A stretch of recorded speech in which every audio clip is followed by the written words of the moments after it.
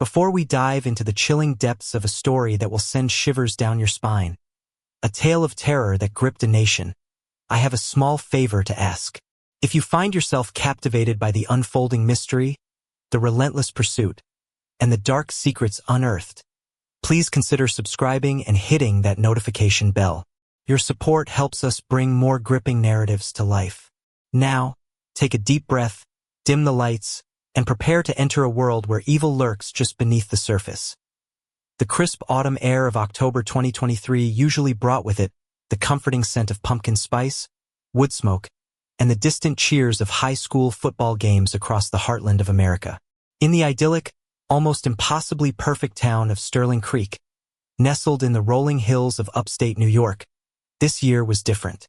A cold dread had begun to seep into the collective consciousness, replacing the usual autumnal warmth with an unsettling chill that had nothing to do with the weather.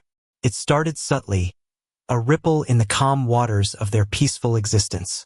On a Tuesday morning, just after the sun had fully risen, casting long golden shadows across manicured lawns, Mrs. Eleanor Vance, a beloved retired schoolteacher known for her award-winning rose garden, was found. Not by her daily mail carrier as was initially assumed, but by her distraught daughter, who had stopped by for their customary morning coffee. Eleanor was in her living room, meticulously arranged amongst her cherished antique furniture, her eyes wide open, staring sightlessly at a ceiling that no longer held any meaning for her. There was no sign of forced entry, no struggle, just a profound, unsettling stillness. The cause of death, as determined by the initially bewildered local coroner, was a single, precise stab wound to the heart. It was almost surgical in its execution. Sterling Creek, a town where the most scandalous event in recent memory was a stolen garden gnome, reeled. Sheriff Brody McLean, a man whose tenure had been marked by lost pets and teenage prank calls, found himself staring into an abyss he never knew existed. His team, small and accustomed to minor infractions, was ill-equipped. The state police were called in, bringing with them a wave of experts, flashing lights, and a grim seriousness that Sterling Creek had never witnessed.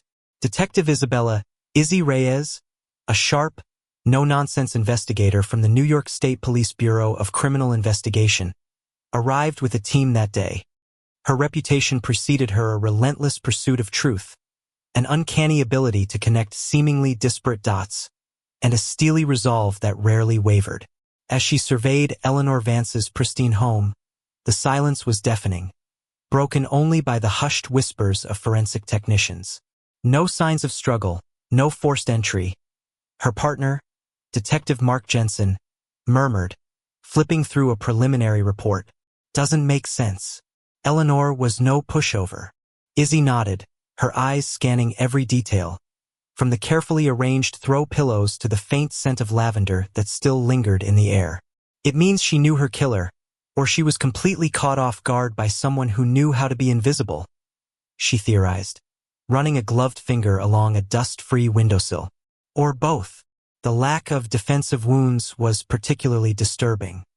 It suggested either a swift, surprise attack or a victim who was incapacitated, perhaps even trusting, at the moment of death. The killer had left no obvious fingerprints, no dropped weapon, nothing but a perfectly executed murder and an absence of clues that was almost as chilling as the act itself. The initial shock in Sterling Creek slowly morphed into a simmering fear. The local newspaper, the Sterling Creek Gazette, usually filled with bake sale announcements and local sports scores, now ran grim headlines. The police, while reassuring the public, were visibly stretched. Checkpoints were set up on the main roads, and residents, for the first time, began locking their doors at night and even during the day. Then, 2 weeks later, the fear intensified, curdling into a nationwide terror. Mr. Arthur Jenkins, a reclusive but well-respected clockmaker known for his intricate repairs and quiet demeanor, was found in his cluttered workshop.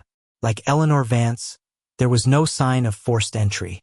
But unlike Eleanor, Arthur's death was not quiet. His body was discovered by a neighbor who had grown concerned after not seeing him for 2 days. The scene was a macabre tableau. Arthur, seated at his workbench, a half-finished grandfather clock movement before him, his eyes wide and vacant, a single deep stab wound to his chest. But this time there was something else. On the wall above his workbench, scrawled in what appeared to be Arthur's own blood, was a single, chilling word: harvest. The word hit Sterling Creek like a hammer blow. It was no longer an isolated tragedy. It was a pattern. 2 victims, similar method of killing, no forced entry. And now a signature, a message. The national news outlets descended, turning Sterling Creek into a media circus. Helicopters whirred overhead, news vans lined the streets, and reporters with grim faces delivered live updates from the quiet town, painting a picture of a community under siege by an unseen monster. The phrase, "the Sterling Creek Killer," was born, quickly becoming a chilling hashtag, a terrifying trending topic across social media. Izzy and Jensen worked tirelessly, their days blurring into an endless cycle of interviews, evidence review, and dead ends. The psychological profile began to take shape. A meticulous killer, highly organized, likely intelligent, and possessing a chilling ability to blend in. The no forced entry aspect continued to haunt them. "He's getting in somehow, or he's being let in," Izzy stated during a late-night briefing, the fluorescent lights casting harsh shadows on their tired faces. "He's gaining their trust, or he's exploiting a vulnerability we haven't identified yet." The word harvest became their obsession. What did it mean? Was it a reference to the autumn season, a twisted symbolic act? Or was it a more personal message, linked to the victims in a way they hadn't discovered? They scoured the victims' lives, looking for connection, social circles, past grievances, financial dealings, anything. Eleanor Vance, the benevolent teacher, and Arthur Jenkins, the quiet clockmaker on the surface, they had nothing in common beyond living in the same small town. The FBI, recognizing the nationwide potential for panic and the chilling nature of the crimes, deployed their behavioral analysis unit. Special Agent Robert Maxwell, a seasoned profiler with a haunted gaze and a reputation for understanding the darkest corners of the human psyche, joined the task force. His presence brought a new layer of expertise, but also a heavier weight of urgency. "This isn't a random act of violence," Maxwell stated during their first joint meeting, his voice calm but firm. "This is deliberate. This is ritualistic. And the signature, harvest, suggests a deeper meaning, a purpose that goes beyond simple murder. He's sending a message. And he's far from done." Maxwell believed the killer was escalating. The first murder was clean, almost silent. The second introduced a bloody signature, a blatant challenge.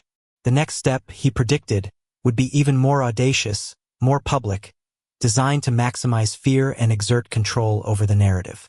The citizens of Sterling Creek, once proud of their peaceful existence, now lived in a state of perpetual anxiety, every shadow a potential threat, every knock on the door a source of dread. The crimson harvest had begun, and no one knew when or if it would ever end. The quiet, picturesque town had become the epicenter of an unfolding nightmare, and the killer, an unseen phantom, moved among them, a silent predator preparing for his next deadly act. The arrival of the FBI, though initially a relief, only amplified the sense of pervasive dread in Sterling Creek. Special Agent Maxwell's stark pronouncements about the killer's escalating nature resonated deeply, especially as the town braced itself for Halloween. What was once a joyous occasion for children and a community gathering was now shadowed by the grim reality that a killer was preying on their tranquility. The local authorities, under Sheriff McLean, and the state police, led by Izzy Reyes, found themselves in a desperate race against time, their efforts intensified by the national spotlight that now burned relentlessly on their small town. Halloween night, usually a vibrant display of costumes and laughter, was eerily subdued. Parents, urged by law enforcement, kept their children indoors, and those who dared to trick or treat did so in small, nervous groups, under the watchful eyes of their parents. Porch lights, once beacons of welcome, seemed to shine with a desperate plea for safety. The town felt like it was holding its breath, a collective pause, waiting for the other shoe to drop. And drop it did. Just after midnight, As the last remnants of Halloween festivities faded, a call came in from the affluent Lakeshore Drive.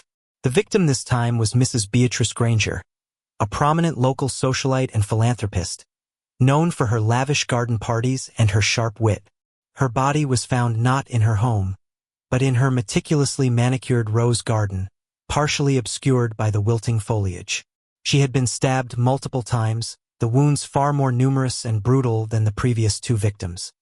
And chillingly, her throat had been slit, a grotesque gash that spoke of a new level of savagery. But what truly sent a jolt of terror through the investigation team was the harvest signature. It wasn't scrawled in blood on a wall this time. Instead, a single perfectly ripe red rose, plucked from her own garden, had been carefully placed in her lifeless hand. And hanging from the wrought iron archway that led into her rose garden, swaying gently in the pre-dawn breeze, was a crudely fashioned scarecrow. Its head was a pumpkin, hollowed out and carved into a terrifying, toothy grin. Its body was made of straw, dressed in Beatrice Granger's own elegant gardening clothes. And pinned to its chest, with a rusty nail, was a handwritten note. "The harvest grows." The scene was a visceral shock, even for the seasoned investigators. "He's not just escalating," Izzy stated, her voice tight with suppressed anger, as she surveyed the macabre display. "He's taunting us. He's reveling in it." The public nature of the body's location, the theatrical presentation, the explicit message, it was a clear declaration of war. Sterling Creek was no longer just a hunting ground. It was a stage. Agent Maxwell arrived, his face grim, eyes sharp, taking in every detail. "The ritual aspect is becoming more pronounced," he observed, his gaze lingering on the scarecrow. "He's moved from simply killing to staging. He wants to be seen. He wants to be heard." And the victims, a teacher, a clockmaker, a socialite, still no obvious connection. But the location of the body outside, exposed, is a significant shift. The no forced entry element, however, remained consistent. How did he gain access to Beatrice Granger's garden, a property known for its state-of-the-art security system? The security cameras had been expertly disabled, leaving no footage. It pointed to a killer with technical prowess, or someone who had intimate knowledge of the property's weaknesses. The media frenzy exploded. The Sterling Creek killer was now the Scarecrow killer.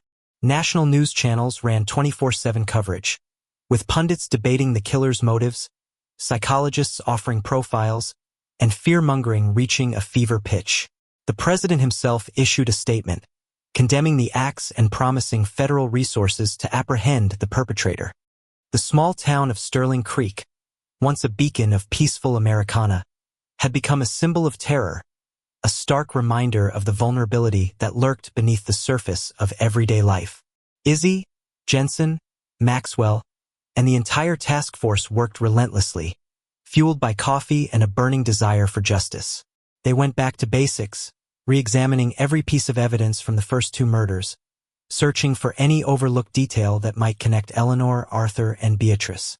They pored over town records, interviewed hundreds of residents, traced every purchase of a red rose in the area, every straw bale, every pumpkin that might have been used in the scarecrow.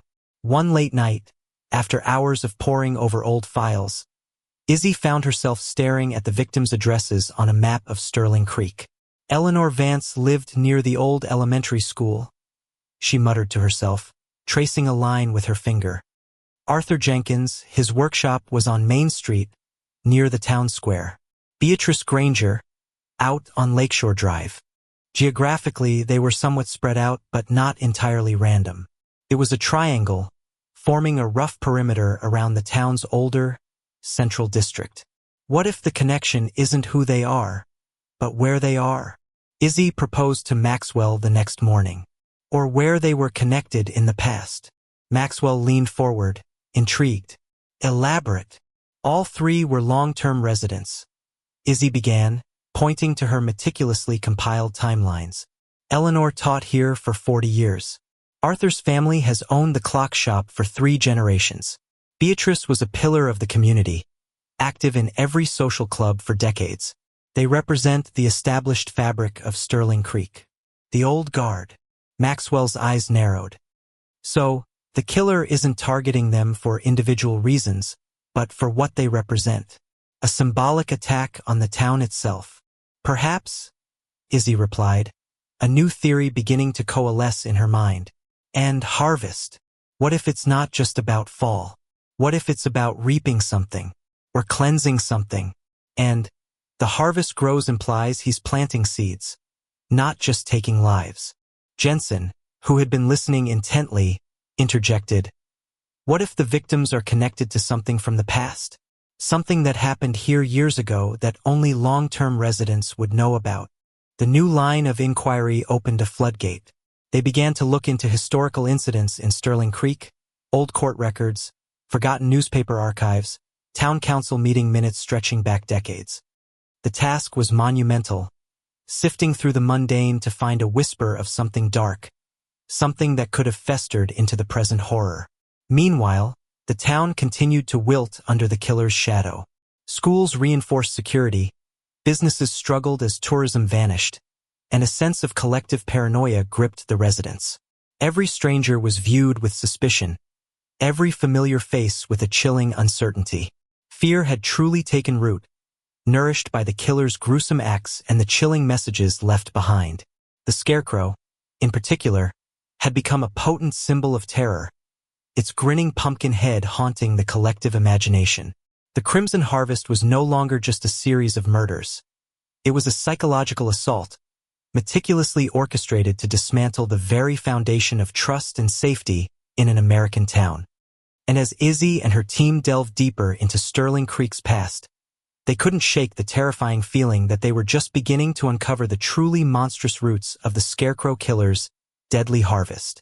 The search for a hidden past, a forgotten darkness in Sterling Creek, proved to be a daunting task.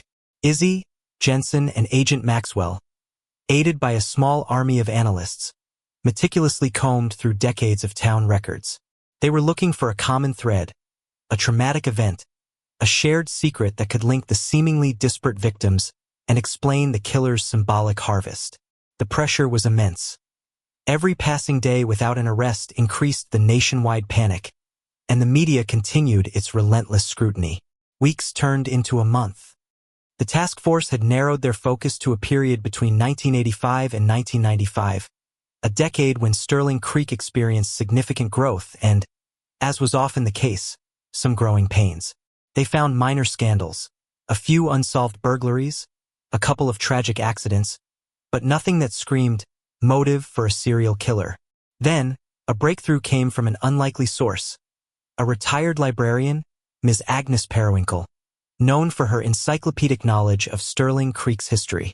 After hearing the new theory about a past connection, she remembered an old, hushed-up incident from the late 1980s that had never made it to the major newspapers. It was quite the talk of the town back then, she told Izzy, her voice raspy with age and a hint of trepidation. A tragedy, but the families involved. They were powerful. They wanted it to disappear. The incident, as Agnes recounted, involved a group of teenagers from prominent Sterling Creek families. In the summer of 1988, a secluded spot known as Whispering Pines, a local hangout for teens, became the scene of a horrific accident. A young man named Thomas Miller, an outsider from a working-class family, was found dead, drowned in the creek after a night of heavy drinking with the popular crowd. The official ruling was accidental drowning, but rumors had persisted for years that Thomas had been bullied, perhaps even deliberately pushed, by the other teens. The event was quickly swept under the rug, the families of the involved teens using their influence to ensure a minimal investigation and no charges. Izzy's mind raced. And the teens involved? Do you remember their names? Agnes, with surprising clarity, listed 4 names. One was Beatrice Granger's son, Michael, who had since moved away. Another was the nephew of Eleanor Vance. The third was a boy whose parents owned the largest timber company in the region.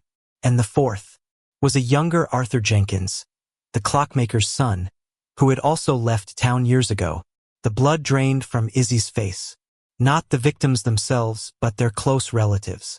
The harvest wasn't about the current generation. It was about the sins of the past, visited upon the present. The families of the influential teenagers who had been involved in Thomas Miller's death were being targeted. Eleanor Vance was the aunt of one participant. Arthur Jenkins' family owned the clock shop where another participant's father was a regular customer, and Beatrice Granger was the mother of another. The pieces were starting to fit, chillingly. The killer was harvesting retribution. Agent Maxwell, upon hearing the theory, immediately saw its validity. "This is a revenge killer," he stated, his voice grim. "Someone close to Thomas Miller, or someone who felt justice was denied for Thomas. They've been planning this for decades, meticulously, waiting for the right time to harvest their vengeance." The no forced entry now made chilling sense. If the killer had been involved in the old social circles, they might have been known or at least familiar to the victims. They were welcomed, or they found ways to exploit old connections. The task force shifted gears entirely. They began to search for anyone connected to Thomas Miller from that era. His parents, who had both passed away years ago, his friends, his distant relatives, even old acquaintances. They cross-referenced these names with anyone who had returned to Sterling Creek in recent years, anyone who had the skills to execute these murders, and anyone who might harbor a deep, festering resentment. The fourth harvest came before they could identify a suspect.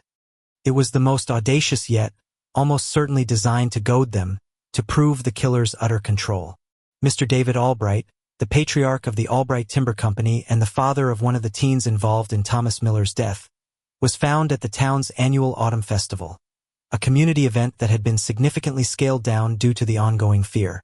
He was discovered in the middle of the town square, impaled on the symbolic harvest pole that usually held decorative gourds and corn husks. His death was gruesome, and pinned to his chest, with the same rusty nail as the scarecrow, was another handwritten note. "The harvest is ripe," and next to it a small, faded photograph, a picture of a smiling young Thomas Miller. The sheer audacity of the public murder, at a heavily policed event, sent a shockwave across the nation. The Scarecrow killer had openly defied law enforcement, declaring his presence and his chilling purpose. The media erupted, demanding answers, demanding an arrest. The White House reissued its condemnation, and the pressure on Izzy and Maxwell reached unprecedented levels. However, the photograph of Thomas Miller was the definitive link they needed. Confirmed the revenge motive. They intensified their search for anyone who knew Thomas Miller, poring over old yearbooks, dusty social media accounts of long-lost friends, anything to find a name. Jensen, tirelessly working through old community college records, found a lead.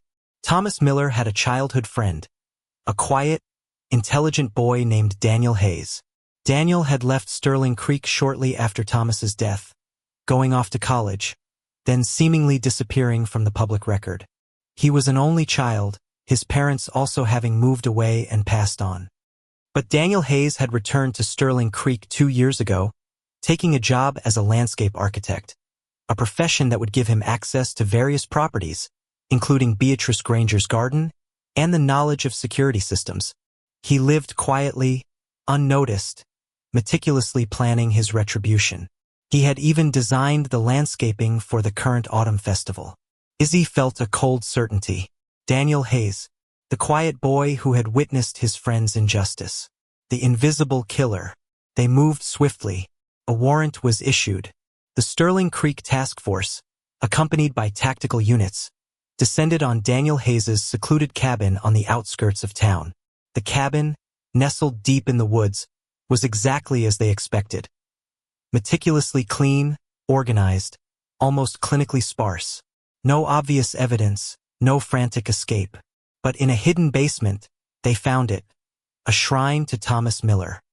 Photographs, old letters, newspaper clippings about the accidental drowning, all carefully preserved, and a chilling journal, filled with decades of simmering rage, meticulous planning, and the growing desire for the crimson harvest. It detailed each victim's connection to the injustice, the methods, the symbolism. It spoke of a profound sense of betrayal by the town. Daniel Hayes wasn't there.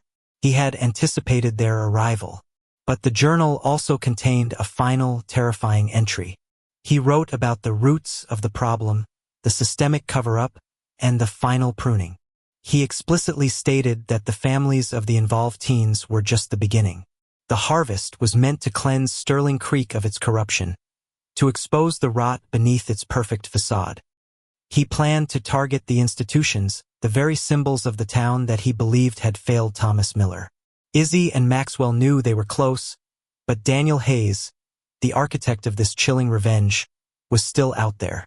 And his final targets would likely be the most symbolic, the most public, designed to bring down the entire harvest of Sterling Creek's reputation. The chase was far from over. The Crimson Harvest had exposed the bitter roots of a long-buried injustice, and the town now faced a reckoning that went far beyond the grasp of any single killer. They had uncovered the why, but catching the who, before he completed his ultimate, destructive harvest, was now their most critical and terrifying challenge. The eyes of the nation were upon them, waiting, praying for an end to the Crimson Harvest.